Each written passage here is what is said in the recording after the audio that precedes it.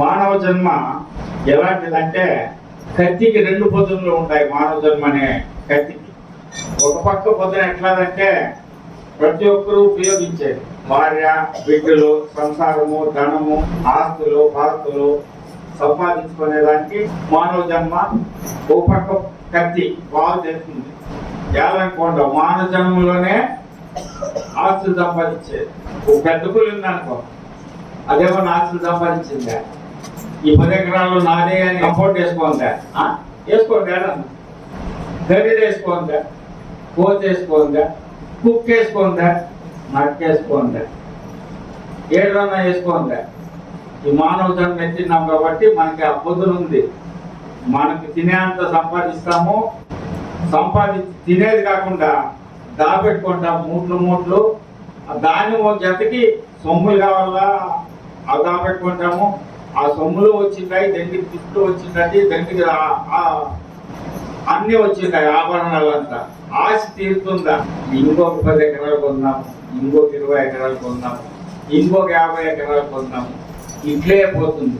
ఒకవైపు పొదునిది. ఈ పక్క పొదును పెట్టుకొని దీంట్లో పైన సంపాదించుకుంటా పోతే ఈ జన్మంలో మోక్షం లేదు. ధనము లేకున్నా దుఃఖమురా, ధనము కలిగితే దాన్ని దాచే దుఃఖమురా. ధనం లేకుంటే దుఃఖము. లేయో అందరికీ ఉంటే నాకు లేదు. వచ్చింది దండిగా ఇన్కమ్ ట్యాక్స్ వాళ్ళ భయము, దొంగల భయము, ఆయన నిద్ర కూడా వచ్చేలేదు. కూడా దుఃఖం లేకున్నాడు రోడ్డు పైన హాయిగా నిద్రపోతాడు. అదే ఒక 10,000 ఉండే అనుకో, జోడు మీద చేయి పెట్టుకుంటాడు. ఎవడు వస్తాడో ఎవడు దుఃఖపోతాడు, నిద్ర కూడా లేదు. ధనము ఉంటే ఒక దుఃఖము, లేకుంటే ఒక ఆలు లేకున్నా దుఃఖమురా, ఆలు కలిగితే దాన్ని ఏలే దుఃఖమురా. పెండ్లాం లేదు, వయసు వచ్చింది, నా కొడుకు పెండ్లి లేదు, పెండ్లి లేదు, పెండ్లి లేదు, తిరుగులాడతాము. వీటికి పెండ్లి కాలేదని సరే కష్టపడి ఏదో చేసి మన సుబ్బారావు కొడుకు పెండ్లి చేశారు. పెండ్లేమో అయిపోయా.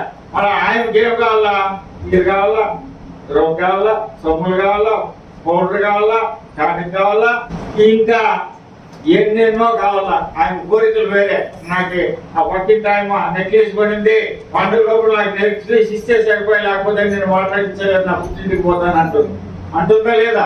మనం అనింటామా లేదా? మన మొగుడితో నాకు అది తెచ్చేయాల, పక్కింటి ఆయన చీర కట్టుకోండి, దానికంటే మంచి చీర తెచ్చేయాల, మనం అనింటామా లేదా? అనిందాం. ఇట్లా పెండ్లాం లేకుంటే ఒక బాధ, పెండ్లాం వస్తే ఆయన ఏలేదు, ఆయనకు కావాల్సిన సౌకర్యం చేసేది ఒక బాధ. మరి ఎక్కడ సుఖం ఎక్కడుంది? మానవ జన్మ ఒక పక్క పొద్దునిది, ఇంకో పక్క పొద్దున తర్వాత చెప్తా. సంతు లేకున్నా దుఃఖమురా, సంతు కలిగితే దాన్ని సాకే దుఃఖమురా. సంతు అంటే అయ్యో నాకు ఎవరు అడిగి 4 ఏళ్ళు అయింది పెళ్ళైంది, ఇంకా కాలేదు, అట్లా ఆశీర్వాదం చేసుకోండి.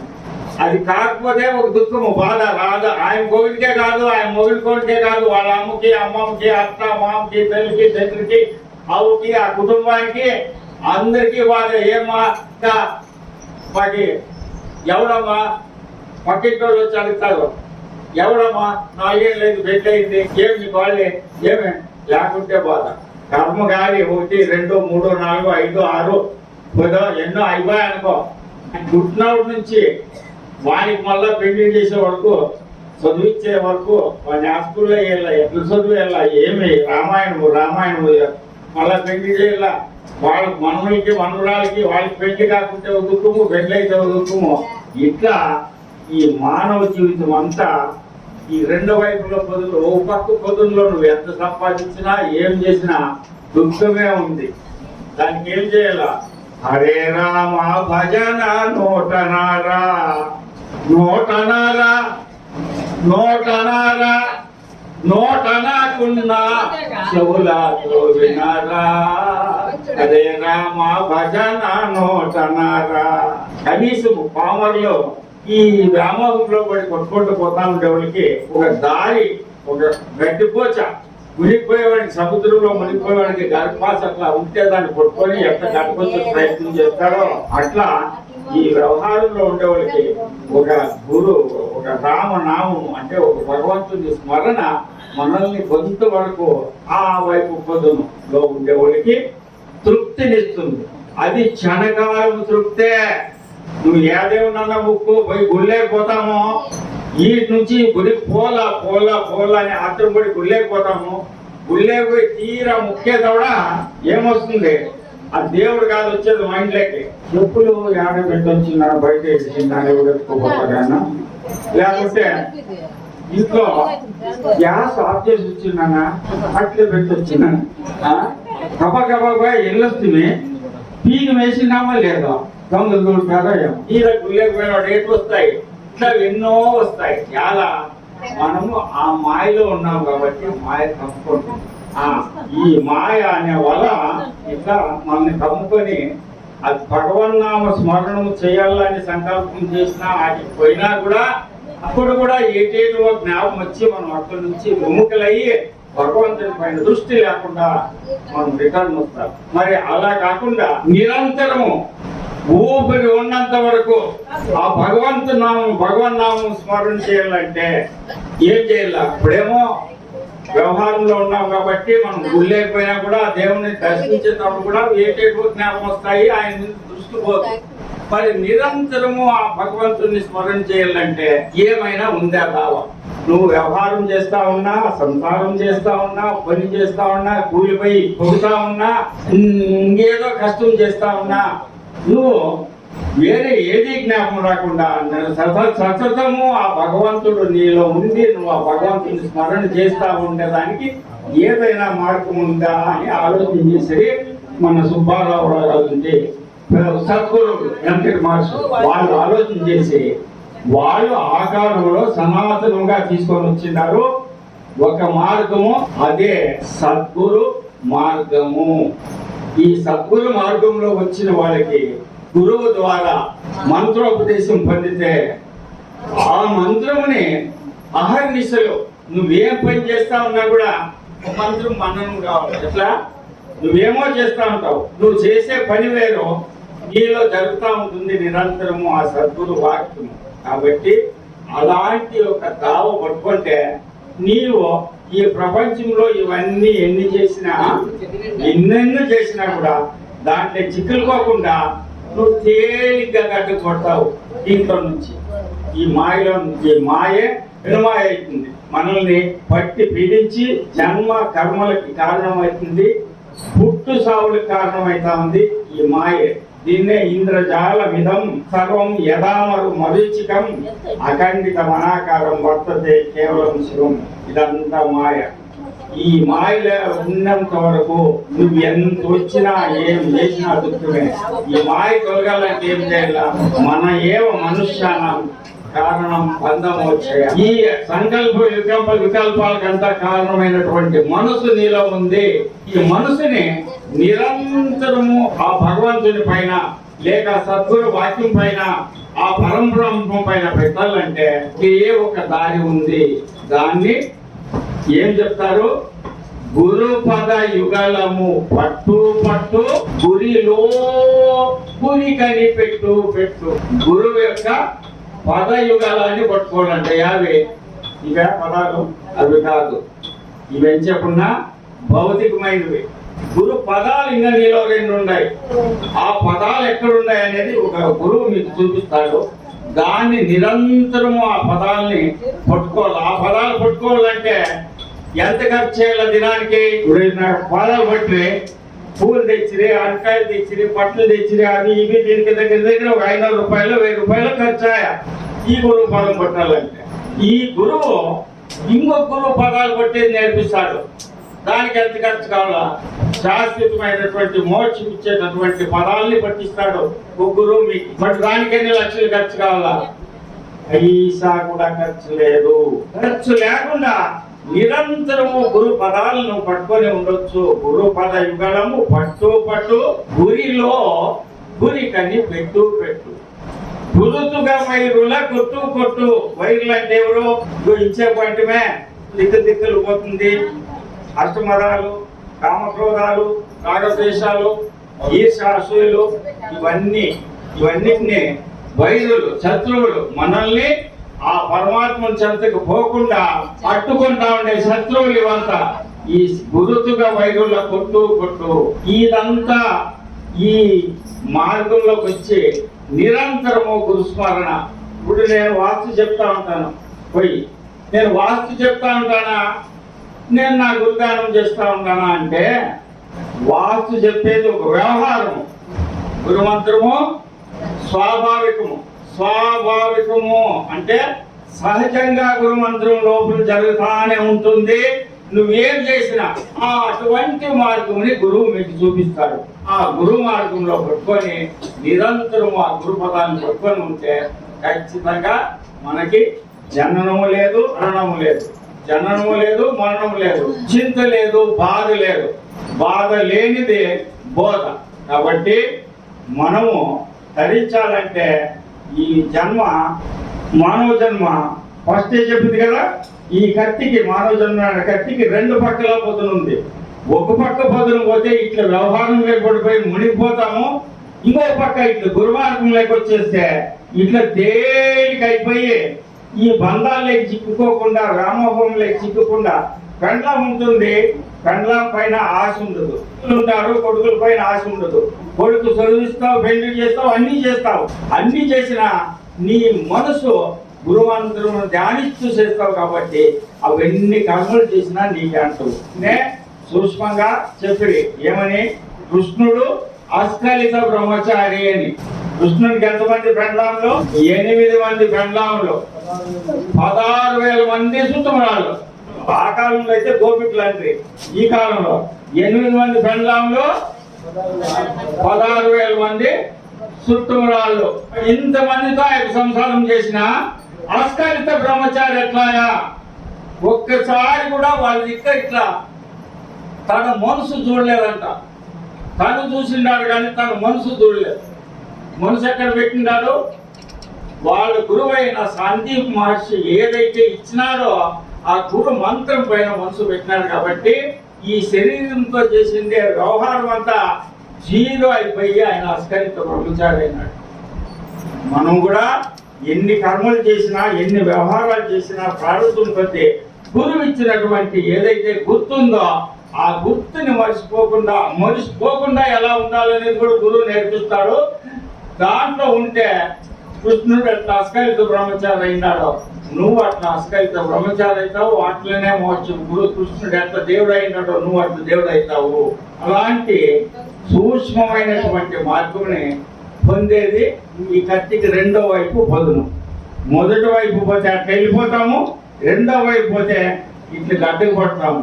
మీలో ఇంతవరకు ఎవరు గురుబిడ్డలు అయినారో తెలీదు, ఎవరు కాలేదో తెలీదు. కాని వాళ్ళు కత్తికి ఈ పక్క పొదునులో ఉన్నారు. అంటే ఏమి? వ్యామోహంలో పడి, భార్యాబిడ్డల చంద్ర బంధంలో పడి, భ్రాంతి పడి మనము జీవితాన్ని వ్యర్థం చేసుకొని మళ్ళా పుట్టి మళ్ళా చూస్తున్నాము. ఇప్పుడేమో సరే నీళ్ళు మానవ జన్మ వచ్చింది, ఏదో లక్షణంగా వచ్చే పని చేస్తుంది, నీళ్ళు వచ్చేపు కూలి పని చేస్తుంది, వచ్చేపు సంపాదన చేస్తుంది, ఏదో చేస్తుంది, పొద్దు గడిచిపోతుంది, వయసు అయిపోయింది, చచ్చిపోతాము. చచ్చిపోయింది ఏమై పుడతాము?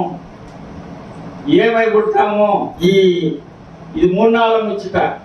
ఎవడు పోతుందో తెలియదు, వెళ్ళిపోతుంది. మరి వెళ్ళిపోయి ఏమై పుడతాము?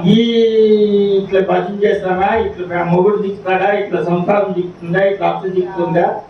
అసలు మానవ జన్మ సిక్కుతుందా? కుక్క అవుతామో, నక్క అవుతామో, పొంద అవుతామో, ఎద్దు ముక్కలు పులుగైతామో మనం చేసిందే ప్రారంభం బట్టి. కాబట్టి మానవ జన్మ లేకపోతే తక్షణమే వేరే ఏ జన్మలో ఎత్తినా కూడా రెండో వైపు పొదును లేదు, ఒక వైపు పొదునే ఉండేది. ఈ మానవ జన్మకు మాత్రం రెండో వైపు పొదును ఉంది. కాబట్టి ఆ పక్క ఉండేవాళ్ళు మీకు అనుకూలమైన జాగాల్లో మీకు ఎవరు అనుకూలం ఉంటే వాళ్ళు, గురువు ఎంతటోడు అనేది కాదు లెక్క. గురువు ఇచ్చిన దాన్ని ఎంత గట్టిగా పట్టుకోవడం అనే దాన్ని బట్టి నువ్వు తరిస్తావు. అర్థమైనా? ఇప్పుడు బ్రహ్మం గారు ఎట్లా గురువు? ప్రపంచానికే గురువు. ఈ పొద్దు ఏం జరుగుతుందో ఆ పొద్దే రాసి పెట్టిండేవాడు. మరి ఆయన శిష్యులంతా తరించిండారా? ఎలా? గురువు ఇచ్చిన దాన్ని ఎవడు కొట్టుకున్నాడో వాడు మాత్రమే తరించిండాడు. ఒక సిద్ధయ్య, ఒక అన్నాజయ్య, ఒక బ్రహ్మానందయ్య, ఒక ఈశ్వరమ్మ, 4 5 లెక్కకు వస్తారు. మిగిలిన వాళ్ళు ఆ గురువు ఇచ్చిన దాన్ని కొట్టుకోలేదు. స్వామే కావాలా, ఉమానంద ఆశ్రమమే కావాలా, ఇట్లా గొప్ప గురువునే కొట్టుకోవాలా, ఆయన కొట్టుకుంటేనే మాకు మోక్షం అనేది సుళ్ళు. నాగరాజు కావచ్చు, పాండురంగం కావచ్చు, ముద్దం కావచ్చు, ఎవరు గురువు దగ్గర ఆజ్ఞాపత్రం తీసుకున్నారో వాళ్ళ దగ్గర తీసుకుంటే వాళ్ళు ఇచ్చిన సొరుకు కాదు లెక్క, వాళ్ళు ఇచ్చిన సొరుకు కాదు లెక్క, వాళ్ళ ఇచ్చిన చూపించిన దారి ఏదైతే ఉందో ఆ దారి పట్టుకుంటే సారు మనం ధన్యులు అవుతాం. ఆ దారి పట్టుకోకపోతే ఎంత పెద్ద గురువు దగ్గర చేరినా మనం వేస్తే. దారి పట్టుకుంటే గుండ్రాయి అడుంది, దాన్నే గురువు, అదే గురువు, అదే గురువు, అదే గురువు అని నువ్వు స్మరణ చేయంగా అది దానికి ఎట్లా ఆకలి తప్పులు లేవో, ఆహార నిద్ర భయం 5 లేవో, నీకు అట్లా లేకుండా అయిపోతాయి. సర్వశూన్యమయం రూపం ఏమి లేకుండా దానికి అట్లా కదిలికి లేకుండా అట్లయితుందో నువ్వు అచలం అయిపోతావు. దాన్ని నమ్ముకుంటే నువ్వు కూడా బాగుపడతావు. కాబట్టి గురువు ఎంత చూడని కాదు మనకు కావాల్సిందే, మన గురి ఎంత ఉంది, గురిని బట్టి మనకి మార్గంలో ధన్యుడైతాం. కాబట్టి మీకు దగ్గరలో ఉన్నటువంటి ఏ గురువు దగ్గర చేరుకోండి, గురువు మంత్రోపదేశం తీసుకోండి, వాళ్ళ దగ్గర మనము వాళ్ళు చెప్పింది నేర్చుకోవాలి. అయితే ఏ గురువు దగ్గర అయినా అంటే ఆ గురువుల్లో మళ్ళా తిరిగి కొంత ఆలోచన ఉంది. సూచక గురువులు, బాధక గురువులు, మోస గురువులు, ఇవి కొంతమంది ఉన్నారు. అలాంటి వాళ్ళు కాకుండా ఈ గురు పరంపరగా ఇప్పుడు మాది భూమానంద స్వామి ఫస్ట్ పరంపర చెప్తుంది కదా, అంతకు ముందు చిద్గానంద స్వామి, అంతకు ముందు బ్రహ్మానంద స్వామి, అంతకు ముందు అనంత పద్మనాభ స్వామి, ఇట్లా పరంపర ఎట్లా వచ్చిందో పరంపర గురువుల్లో వచ్చిన ఏ గురువు దగ్గరికైనా ఆజ్ఞాపత్రం పొందిన శిష్యుని దగ్గర నాగరాజుకి ఆజ్ఞాపత్రం ఇచ్చినాము, బుద్ధంకి ఆజ్ఞాపత్రం ఇచ్చినాము, పాండురంగంకి ఆజ్ఞాపత్రం ఇచ్చినాము. ఇట్లా ఏ సంప్రదాయంలో అయినా ఆజ్ఞాపత్రం పొందిన గురువుల దగ్గర ఏ గురువు దగ్గర అయినా మీరు మంత్రోపదేశం తీసుకుంటే ఈ 2 పక్కల పొదులు, ఒక పక్క పొదుల్లో ఇది ఏది బంధము, ఇంకో పక్క పొదుల్లో మోక్షం అంటాం కదా, నువ్వు ఆ మంత్రోపదేశం తీసుకొని దాంట్లో నిలబడినవుడా ఇట్ల పోయినా నీకు మోక్షమే, ఇట్ల పోయినా మోక్షమే. ఎలా నువ్వు ఏడుంటావు వాడుంటావు. నువ్వు ఇట్లా ఆశమోహాల్లో పోయినట్లు వ్యవహారం చేసుకుంటూ పోయినా, కూలీ నేలి సంసారము పిల్లల్ని సాక్కుంటూ పోయినా కూడా నీవు వాడుంటావు కాబట్టి నీకు మోక్షమే. లేదు ఇవన్నీ వద్దు అని ఏదో గురువు దగ్గర వచ్చి ఆశ్రమంలో ఉండి అట్లా సాధించినా మోక్షమే. 2 పక్కల కూడా మోక్షమే వస్తుంది ఓ గురువు బిడ్డ అయితే. కాబట్టి ఓ ప్రియతమైనటువంటి ఆత్మీయ స్వరూపులారా, మీరెవరో తెలియదు. నిజంగా చెప్పాలంటే ఈరోజు ఎక్కువ నాకు తెలియకుండా కొంతమంది వచ్చిన్నారు, కొంతమంది పాతోళ్ళు వచ్చిన్నారు. అందరికీ చేసే విజ్ఞప్తి ఏమంటే మీకు దగ్గరలో ఉన్న అజ్ఞాపత్రం పొందిన ఏదైనా ఒక గురువు నమ్ముకోండి. ఆ గురువు చెప్పిన గురిలో ముందుకు పోతా ఉండండి. ఆడేమన్నా మీకు సంశయం వచ్చి ఆ గురువు మీకు సరిగ్గా చెప్పలేదు అట్లా ఇట్లా అనిపిస్తే వచ్చేయండి ఇక్కడికి ఆశ్రమానికి. ఏ గురువు శిష్యునికైనా దాచుకోకుండా నిజం ఏదుందో దాన్ని చెప్పేది మన చేత అవుతుంది ఈ ఆ గురువు దయతో. కాబట్టి మీరేం చేయాలా, ఫస్ట్ ఒక శ్లోకం ఉంది, దీక్షా విధిం వినామంత్రం యోజపేత్ కోటిభి నసిద్ధి మవాప్నోతి సింధుం నావా కథంతరే. అంటే గురువు దగ్గర దీక్ష తీసుకోకుండా నీ అందుకు నువ్వే స్వతహాగా 1,000 యజ్ఞాలు చేసినా, 1,000 జపాలు చేసినా, 1,000 పూజలు చేసినా నిష్ప్రయోజనము. ఈ భవసాగరం సింధుం నావా కథంతరే, భవసాగరం అనే ఈ పుట్టు సావు అనే సాగరాన్ని దాటాలంటే ఏదో గురువు అనే పడవ, గురువు ఇచ్చిన మంత్రం అనే తెట్టు, గురువు చేసే సూచన అనే అవతలి గట్టు, ఈ మూడింటిని పట్టుకుంటే సునాయాసంగా నువ్వు ఆ నీళ్ళలో మునుక్కుండా, అంటే ఈ భవబంధాలు చిక్కుకోకుండా నీళ్ళలోనే ఉంటాము, ఆ నీళ్ళు మునుకోకుండా అవతలి తీరమైనటువంటి మోక్ష మార్గాన్ని మనం చేస్తామని తెలియజేస్తూ, ఏమో స్వామి ఉపన్యాసం చెప్పమంటే మాతో అందరినీ గురుపెట్టుగా మనం చెప్తా ఉన్నాడు. ఈ స్వామికి ఏమి ఏడో వస్తుంది ఏడో పోతుంది అనుకోవద్దండి. ఎవరు గురువుని నమ్మినా కూడా మనం ఏది అనుకుంటే మన కండ్ల ముందుకి మన కాళ్ళ దగ్గరికి వచ్చి పడుతుంది. గురువుని నమ్మిన వాళ్ళకి ఇది అసాధ్యమైంది లేదు. పుత్రాస్తి పుత్రతే లాభం. పుత్రుల కాలాలని ఎవరు గురు చేసి గురువు దగ్గర చేస్తారో వాళ్ళకి పుత్రులు అవుతారు, అంటే సంతానం అవుతుంది. ధనాస్తి ధనతే లాభం. దరిద్రం ఉంది, కష్టాలు ఉన్నాయి, అలసాట్లు ఉండాలి, నాకు అనారోగ్యం ఉంది, ఇవన్నీ బాధలతో వచ్చి గురువు దగ్గర చేర్చువా. నువ్వు నిష్కామంగా గురువుని సేవ చేసి గురువు చెప్పిన మార్గంలో నడిస్తే నీకు కావలసినంత డబ్బు అదే నీ దగ్గరికి వస్తుంది, చేరుకుంటుంది. అది ఎట్లా వస్తుందో వస్తుంది. టెంకాయ చెట్లకి నీళ్ళు పోయినట్లు, ఏనుగు తినింటే ఎలుగు పండు ఆ పగలుకునే అంత లోపల ఖాళీ అయినట్టు మన కర్మ కూడా ఖాళీ అయిపోతుంది. మోక్షార్థి మోక్షతే లాభం. ఎవరికి నాకు మోక్షం కావాలా, ఈ జన్మ కర్మ వద్దు, నాకు ఈ జన్మ సాలు అని చెప్పి ఎవరు గురువు దగ్గర చేస్తాడో వాళ్ళు తప్పకుండా మోక్షం వస్తుంది. ఏది కావాలంటే అది ఇచ్చే శక్తి ఆ సద్గురువులకు ఉంటుంది. ఎందుకంటే వాళ్ళు ఈ భవబంధాలకు చిక్కుకోరు. అస్కలిత బ్రహ్మచారులు ఎలాగా ఉంటారో వీళ్ళు కూడా ఈ కర్మలన్నీ చేస్తూ ఉన్నట్లు ఉంటారు. జనాలకి కోపం పడినట్లే ఉంటుంది, తిట్టినట్లే ఉంటుంది, పొగిడించుకున్నట్లే ఉంటుంది, నవ్వించినట్లే ఉంటుంది, పనిచేసినట్లే ఉంటుంది. ప్రపంచంలో అందరిలో ఒకడుగా ఉంటూ తాను విలక్షణంగా ఉంటాడు. అటువంటి గురువు దగ్గర మీరు ఎవరి దగ్గర ఉద్దేశం తీసుకున్నా కూడా మీరు ఖచ్చితంగా తరిస్తారు, మీరు ఈ జన్మని భావన చేసుకుంటారని తెలియజేస్తూ నేను, ఎందుకంటే ఈ ఫస్ట్ స్టేజ్ కొత్త వాళ్ళు వచ్చినారు కాబట్టి పునాదికి సంబంధించిన మాట్లాడాలి కాబట్టి మాట్లాడుతూ ముగిస్తున్నానని తెలియజేస్తూ మన ఆశ్రమానికి ఇక్కడికి 3-4 నెలల నుంచి పుల్లూరు నివాసి యోగా సుబ్బారావు అని పత్రిజీ గారి ప్రేషిష్యుడు, యోగా ధ్యానం గురించి చక్కగా విశ్లేషణ చేసేటటువంటి మహానుభావుడు. ఆయన ఒకడే కాకుండా ఆయన భార్య విజయలక్ష్మి సమేతంగా పార్వతీ పరమేశ్వరుల్లా